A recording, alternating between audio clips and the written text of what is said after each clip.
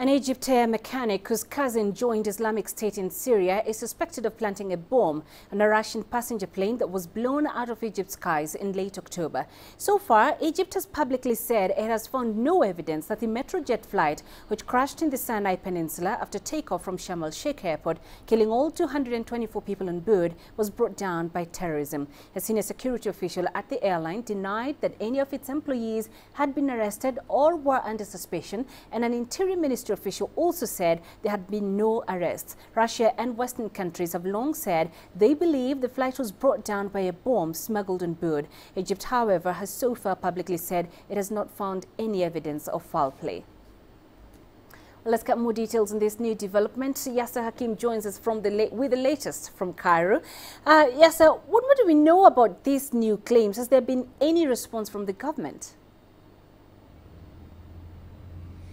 Yes, Penina, the government has maintained the same statements that you just mentioned. It says there's no arrest that happened. It denies any claims and says that there's an international investigation committee overseeing the crash, and there's no evidence whatsoever, even from this committee, that there is someone arrested or anyone connected to the issue or the accident at the airport. Back to you, Penina. Oh, thanks, Yasser, for that update. But please stay with us, Yasser, as we focus on another major development on security in that region. The United States is planning for the possibility of a sustained military campaign aimed at combating the growing power of ISIL in Libya. U.S. Defense Secretary Ash Carter says that future actions would be led by Libya's former colonial power, Italy. Our Washington correspondent Daniel Renches reports. The Pentagon has revealed that U.S. military personnel, most likely special forces, have been on the ground in Libya, trying to understand the complex factionalism there. We've had acknowledged that there have been some U.S. forces in Libya trying to establish contact with forces on the ground so that we get a clearer picture of what's happening there. The objective is to work out who, amid this chaos, they could possibly trust and assist in any future sustained campaign against ISIL. We're looking to help them get control over their own country, and of course the United States will support the Libyan government when it forms. I should say we're not in the lead for doing that. The Italians are. By dint of both geography and history and the level of commitment have indicated that they take a lead in doing that. Along with Italy, France and the UK have also been named as willing to act within a coalition.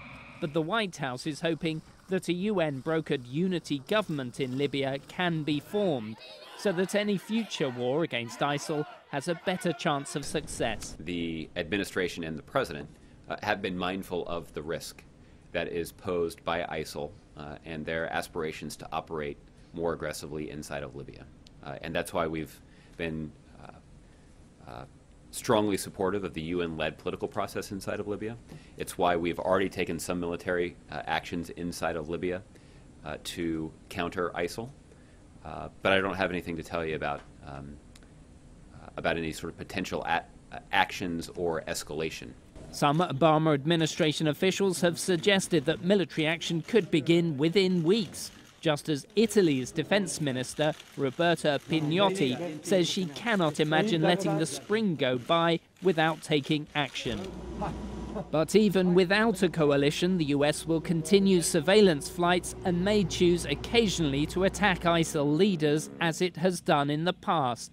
But without real moves towards civil stability and political unity within Libya, the risks associated with any sustained international military campaign will be even greater. Daniel Renches, CCTV, Washington.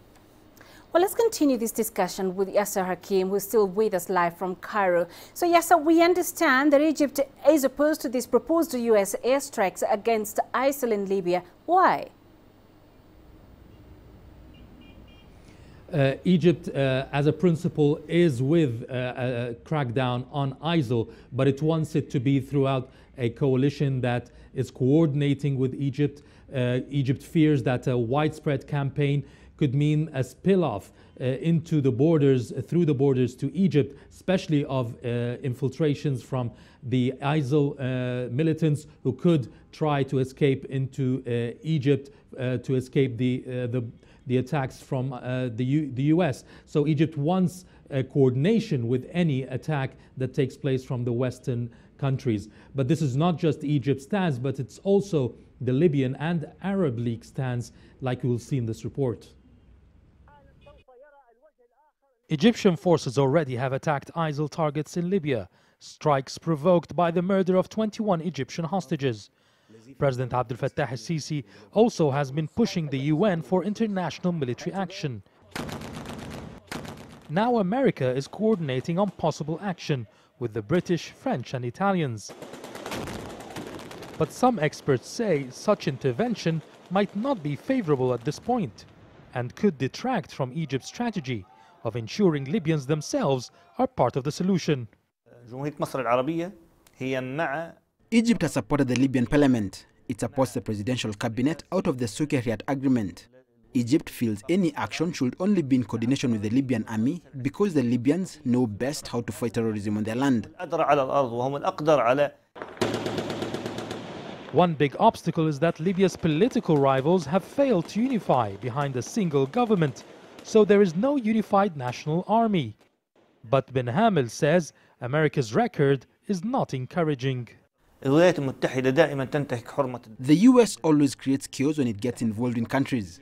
It did so in Libya in 2011 and created the same chaos in Iraq in 2003 and in Afghanistan, where it left Afghanistan suffering till now.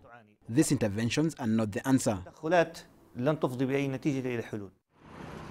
The Arab League has not yet responded to the comments from the US, but it's sending an envoy to Libya this week to mediate between the different political powers.